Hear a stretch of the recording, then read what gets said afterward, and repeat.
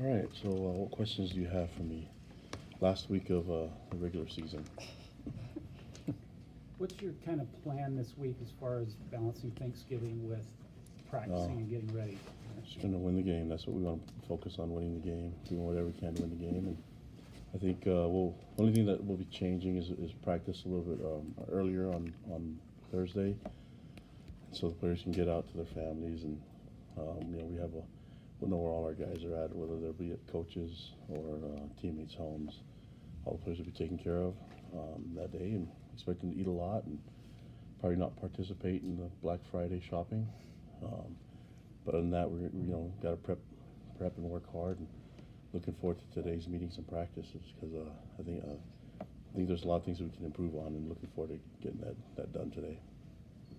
Is there some concern that the third stringers, the backups, weren't real sharp again in that second half, or do you just kind of write it off to the game was out of hand? No, if you saw me during the game, I did a lot of vocalizing how I felt about it. So I expect those guys to perform well, and some of the guys did, some didn't. And I think if just because the game was under control, doesn't mean that we go easy on them. We have to coach them hard and spend time with them and expect them to play at their best. I don't think they did. A good number of them did, though, and others didn't, and it cost us some points. But I think those were valuable lessons for them to learn. I think if you look at like an example to me would be McChesney against Idaho State. There are a lot of things that he did that weren't correct, and probably Coach Stewart could tell you more about it. But we were talking about it earlier, and whether it's this track of his run, how he took the hand off, where his eyes were at. Not everything was really what we hoped for in practice. He did do some good things, but in order for us to get him to work on it, I think the experience of him going through that and having some film was good for Coach Stewart to work on, and boom, away he goes against UMass, So I'm expecting him to keep progressing and play better when we get to San Diego State this weekend, and that's how I expect all those guys to perform. I mean, I don't think we would like to kept the shutout in the second half, but it's football. I got these guys. The stat that matters to me the most is the win, and the rest is trying to get the team ready for future opportunities and chances for them to be on the field. And some of them you're just going to have to grind your teeth and and just correct it, and others you're going to praise them for what they do and try to be consistent. But I think I just gave McChesney as an example because I think you saw a lot of growth from him in 1 week, and imagine what he can do, what the others can do if they keep progressing like how he did. Most of the time in a blowout, when you're playing your reserves, they're playing their reserves, but they actually kept their first teamers in for most of that game. Is that more valuable for your reserve guys? Exactly, yeah, and the fact that they kept their guys and they kept throwing and they're doing the regular offense, that's stuff that is really valuable for our guys to go through. We've had to. It's just you can't simulate that in practice, and so now that it's out there and it's on film, we're going to make some corrections. A lot of the guys are watching the film on the way home, on the flight home, and so they saw it for themselves. But it's a really good opportunity for us to get better and get our depth better and get them game ready. What do you remember about the recruitment of Jackson? I mean, I remember when you got hired, Jackson was already committed, but just nailing down that commitment. Yeah. What do you remember about him out of high school? We still had to keep him. There's I think he might have been the fourth phone call after Taysom and Jamal and some of the others, but Jackson was always going to be a BYU guy. His brother Austin was on the team at the time too, and if he didn't have any injuries, that he possibly could be starting for us at safety or corner right now. But McChesney was a speedster. We saw him making plays at Lone Peak. I mean, he was committed for a long time, but the guy made plays and then went and won a lot of track meets running the 100 meters. So you have a guy with good instincts and good vision. The only problem was that he came home from his mission and the speed wasn't all there, but you could see the potential, and we had to work him in slowly and get him in shape. And I think he's still got some more work to do, but he's progressing and doing a great job. And I think giving the missionaries some time to adjust and get ready. if you ask anyone that served a mission, and they'll say that probably takes a good year for them to feel like their legs are back. I'm still waiting for my legs to come back from my mission. With his performance, do you expect him to be the starter, or who's going to be competing for that starting role? It's always going to be during the week. Compete. Everyone has to compete, and that's from every position, and then we'll see who wins the spot. So between him and Tyler and Lopini, we'll see who. We may have to use all three of them like we did this last time. So we'll see how it goes and how the health of Soup and others come along. Statistically speaking, you go from one of the worst defenses last week now to one of the best.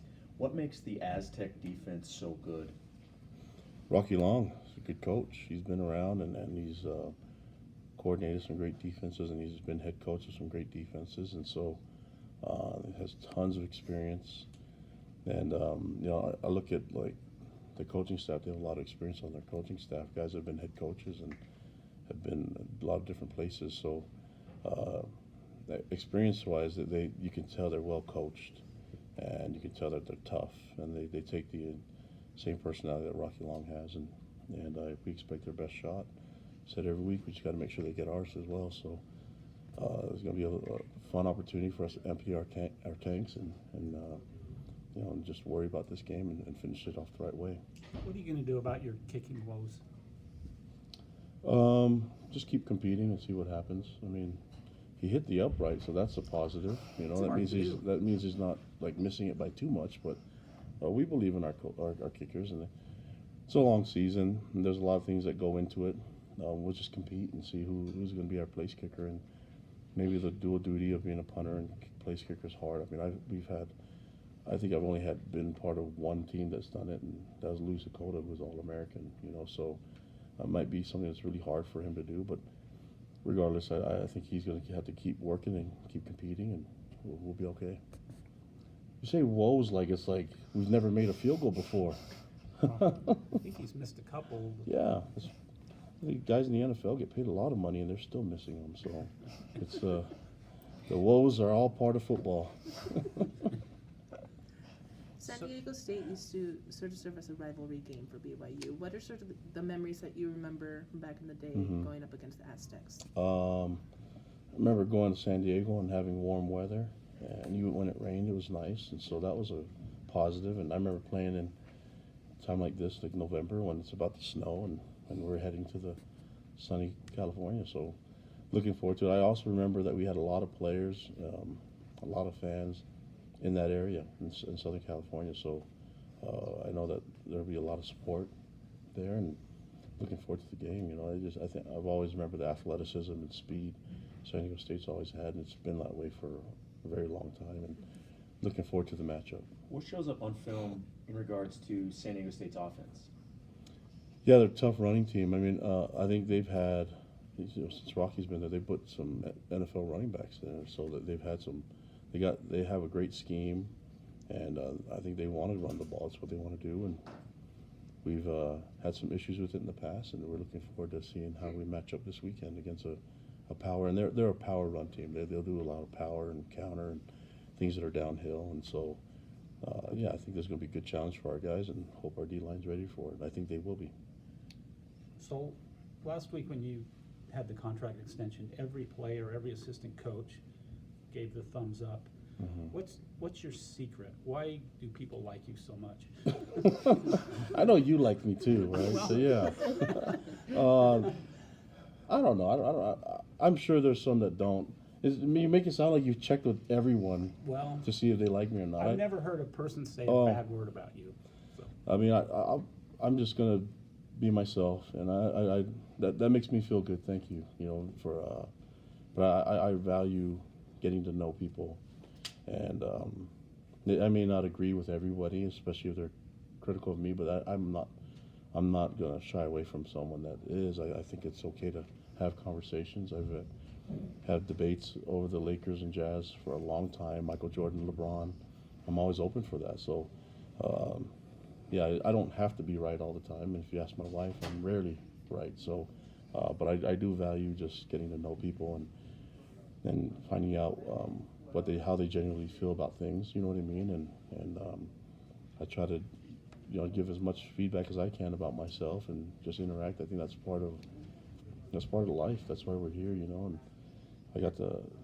I used to be a really when I was young, I was a shy kid, didn't get to know people, and then I've been around Lavelle and other people and seen the example and just the way that they've had such good people here when I was playing. And I think this is the place that kind of helped me open up my eyes into how my life could be better, just being around other people and getting to know others, whether they agree with you or not. As you head into the final regular season game of the season, what do you see the biggest growth from start to finish from your team? Oh, man, that's a tough one. I see growth everywhere. I really do. And I see a sense of urgency from the seniors and the leadership. And I see a team that cares about each other and that loves each other, and underclassmen just caring about how the seniors feel and wanting to give them great memories. And so the culture's starting to, it's been going really well for a long time, but they're starting to really thrive now. And when you go through tough times is when you really lean on that. And so I think that's the one thing, is that the culture's really growing, but it's not anything that I've done. It's just stuff that happens here at BYU and things that if you organize it with the right people around it, it'll continue to grow and become a strength for the program. Rocky Long made his feelings pretty clear a couple weeks ago, saying if it was up to him, he wouldn't schedule BYU. What do you think of these matchups against old WAC and Mountain West rivals? Oh, I like it. It's football. I mean,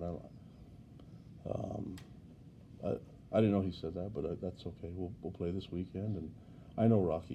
He's a good man, and competitive, and so I'm just looking forward to the game. It's going to be a lot of fun. So I respect him and his coaches, and they respect the players, and looking forward to the matchup. I know that they've had a really good season, and they've been ranked, so they're a team that we're looking forward to playing, and the fact that it's at the end of the year, and I like the last game of the season, where we already know we're going to go to bowl game, and we know we're going to have some time to recover, so you just can really just give everything you got and empty everything.